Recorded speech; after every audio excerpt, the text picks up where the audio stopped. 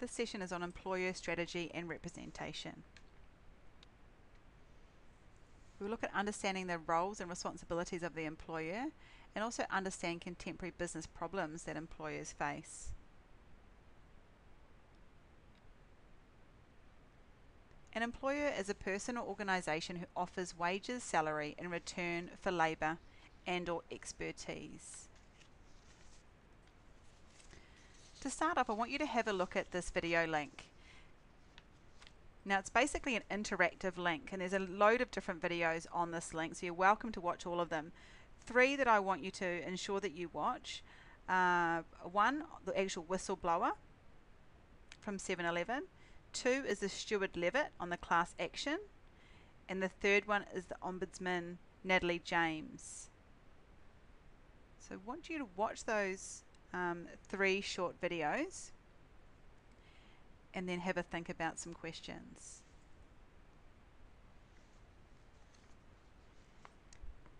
Just to give you a bit of an idea in terms of what the 7-Eleven pay scandal is about. So the actual pay scandal, some quotes here: get paid half the $24.50 an hour award rate or less, and if you complain, your boss threatens you with deportation. Another quote: systematic underpayment of wages and the doctoring of payroll records. Another quote: exploited and intimidated workers who were often international students. Another quote: profits share of 57% to head office and 43% to the franchisees is forcing some franchisees to underpay salaries to stay afloat. So this is what's happening in this scandal. If we look at the whistleblower, quote: head office is not just turning a blind eye, it's a fundamental part of their business. Quote: more than 140 of the 620 stores would drown in red ink if they had to pay the legal wages. And some more information from their victims. Quote: asked to train for a week without pay on the promise he would be hired. He wasn't hired and he was never paid for the 40+ hours he worked. Quote: one store owes him more than $30,000 in unpaid wages. Quote: required to work longer hours, shifts up to 18 hours straight without breaks. So the investigation is still ongoing as of February 2016. Workers found to be paid around about 47 cents an hour. At the moment there's a legal class action from the franchisee to the franchisor 7-Eleven. So I want you to think on the basis of sort of what you've heard, what you've seen in the video, thinking about how pay is calculated and regulated last week. Who do you think is at fault regarding the inappropriate pay? So do you think it was the franchisor company, 7-Eleven? Do you think it's the franchisees, the store owners? Or perhaps do you think both?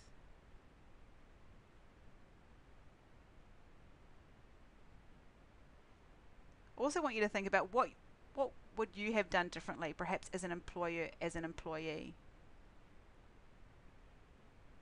I guess a few points to note as you're thinking about these questions. If we look at the fact that this inappropriate pay is the result of 7-Eleven, I mean, basically their franchisee structure could be argued that it makes it quite impossible for franchisees to turn a profit. So they talk about the profit share of 57% to head office and only 43% to the franchisees. They also talk about the fact that the franchisor is the fundamental problem. So it's also become a bit of a culture in 7-Eleven, which may also influence where that fault lies.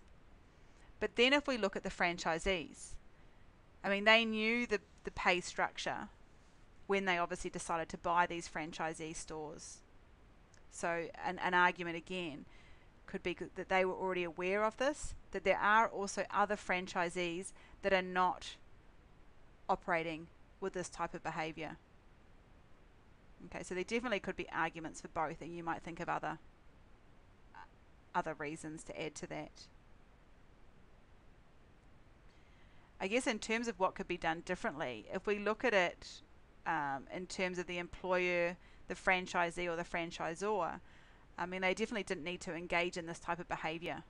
Okay, but you could argue again, like we said, that the 7-Eleven maybe made it quite difficult for these franchisee owners. The problem comes when we look at sort of exploiting employees.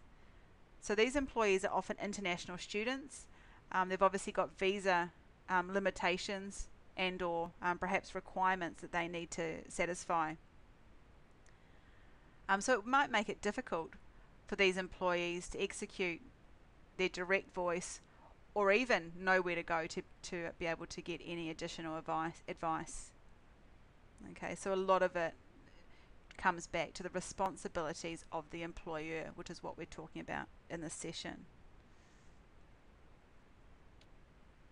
What do you think some of the main responsibilities are of employers? Consider your current and perhaps past employment, and also think about what your employer has or perhaps has not done.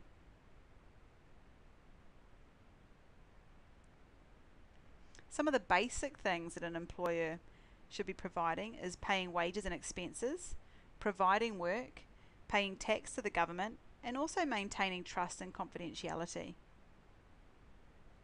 You'll no doubt be able to think of other things that an employer should be responsible for. Just talking about some contemporary business problems. So firstly is looking at corporate strategy and the continuous need to align strategy, people and structure. And this is also important from a HR point of view. So human resource management is all about managing people. It's really important that we have this alignment, that we look at what is happening in terms of the overall values, mission, direction of the organisation. If we're looking at Griffith University, for example, and their strategy is on exceptional research and innovative learning and teaching, we need to make sure that we have the right people who can obviously execute those strategies or deliver that strategy. Okay, and it's also important to have the correct structures in place to enable people throughout an organisation. If we're looking at the likes of Google, obviously completely different. We're looking at a strategy that involves innovative, new, different products and services. Again, the level of innovation is going to then reflect on the type of people that you would naturally employ. And that should also follow through to the type of structure.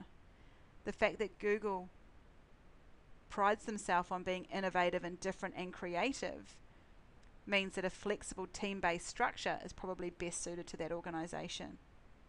Okay, so it's important to bear that in mind when we're looking at managing organisations. Technological advancements are also a contemporary business problem. How do we utilise that effectively? How do we create various efficiencies? But then how do we also ensure that we have the right systems that our people can use, and balancing technology, balancing people and what they can do in the organisation. The increase in competition, the fact that we're not just operating within an isolated market, we're considering global markets, we've got multiple competitors, an increased rapid rate of change also makes managing organisations much more complex. Often we need to have flexibility in our structures. It's important to hire the right people and to retain key staff to make sure that we're continuously developing, innovating new products to stay competitive, to achieve a competitive advantage.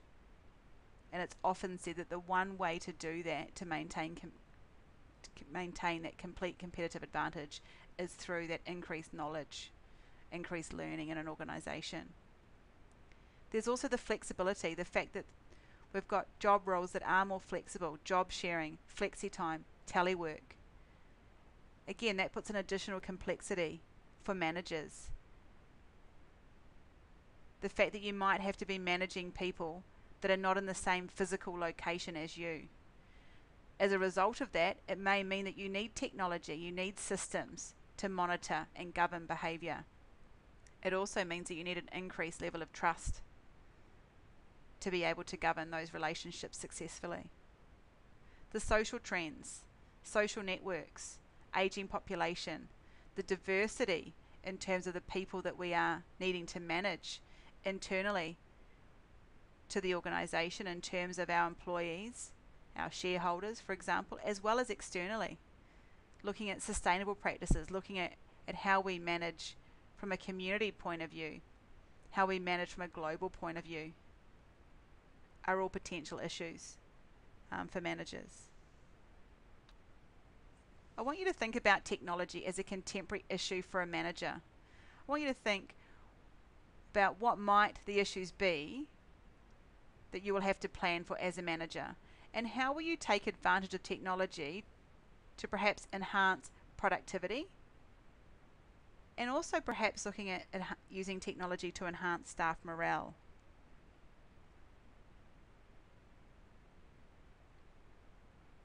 So when we look at productivity, we look at systems, procedures, online marking, online contract systems, flexible management systems, lean production at Dell, and so forth. When we think of staff morale and ways we can use technology, we look at online communities, we look at online discussion forums for employee voice, we look at online engagement surveys to check employee satisfaction, perhaps allowing personal internet time, emails and Facebook to enhance morale.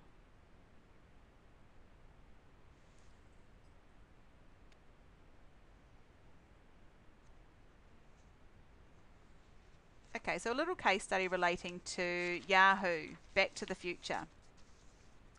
So only months after having her first baby and taking on the role of CEO of Yahoo, a Fortune 500 company, Marissa Mayer, announced a ban on Yahoo employees working at home. Given that Yahoo's business strategy is based on keeping people connected to what matters most to them across devices and around the globe, and that technology-based companies have experienced great success in creating cloud or virtual offices rather than utilizing physical offices, this decision to change how Yahoo's employees are managed is an about face. So I want you to think, what are your thoughts about this, and what would you have done if you were the CEO of Yahoo? Would you have banned employees working from home, or would you have perhaps continued to give them the flexibility?